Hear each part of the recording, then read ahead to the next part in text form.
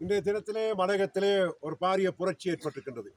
அதாவது பாரிய தொழிற்சங்கமான இலங்கை தேசிய தொழிலாளர் சங்கமும் நுவரெலியா மாவட்டத்திலே மிக கூடுதலான விவசாயிகளை கொண்ட ஒரு மூத்த தொழிற்சங்கம் இலங்கை விவசாயிகள் சங்கம்.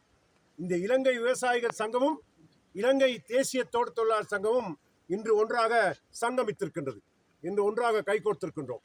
இந்த அடிப்படையிலே இலங்கை விவசாயிகள் சங்கத்தினுடைய கிட்டத்தட்ட 7,500க்கும் 10,000க்கும் இடைப்பட்ட குடும்பங்களும் அங்கத்தவர்களும், அதே போன்று இலங்கை தேசிய தொழிலாளர் சங்கத்திலே நாடு பூராவும் 11 மாவட்டத்தை உள்ளடக்கிய 2,75,000க்கும் 3,00,000க்கும் இடைப்பட்ட வாக்குகளும் ஒன்று சேர்ந்திருக்கின்றது.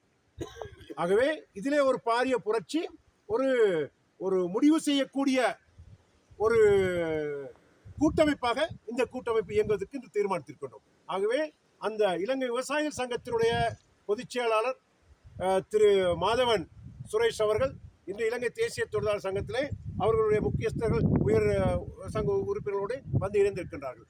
ஆகவே நாங்கள் இரு சங்கங்களும் இணைந்து செயற்படுவதாக இன்று ஒன்றாக நாங்கள் தீர்மானித்திருக்கின்றோம். இது அரசியல் தொழிற்சங்கம் இரண்டிற்கும், தொழிற்சங்க ரீதியிலும் கூட ஒட்டுமொத்த மலையகத்திற்கும் நாங்கள் எவ்வாறு தலைமைத்துவம் வழங்குவது, எவ்வாறு சமூகத்துக்கு செய்வது என்பது சம்பந்தமாகவும், அதே போன்று அரசியல் ரீதியிலே எதிர்காலத்திலே எங்களுடைய பேரம் பேசும் சக்தியை எவ்வாறு உருவாக்கிக் கொள்வது, எவ்வாறு ஜனாதிபதி தேர்தலுக்கு முன்கொடுப்பது, எவ்வாறு மாகாண சபை தேர்தலுக்கு முன்கொடுப்பது, எவ்வாறு பாராளுமன்ற தேர்தலுக்கு முன்கொடுப்பது, எவ்வாறு பிரதேச சபைகளுக்கு முன்கொடுப்பது என்ற ஒரு வேலை திட்டத்தை நாங்கள் இன்று ஆரம்ப கட்ட நடவடிக்கையாக மேற்கொண்டிருக்கின்றோம்.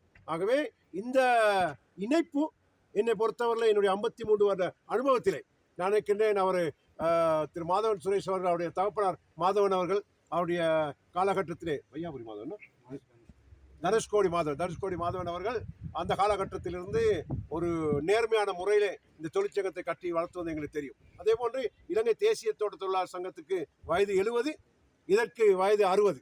ஆகவே இன்றைக்கு இந்த இரண்டு சங்கங்களும் ஒன்றாக இணைந்திருப்பது நிச்சயமாக மலையகத்திலே ஒரு மாற்றம்.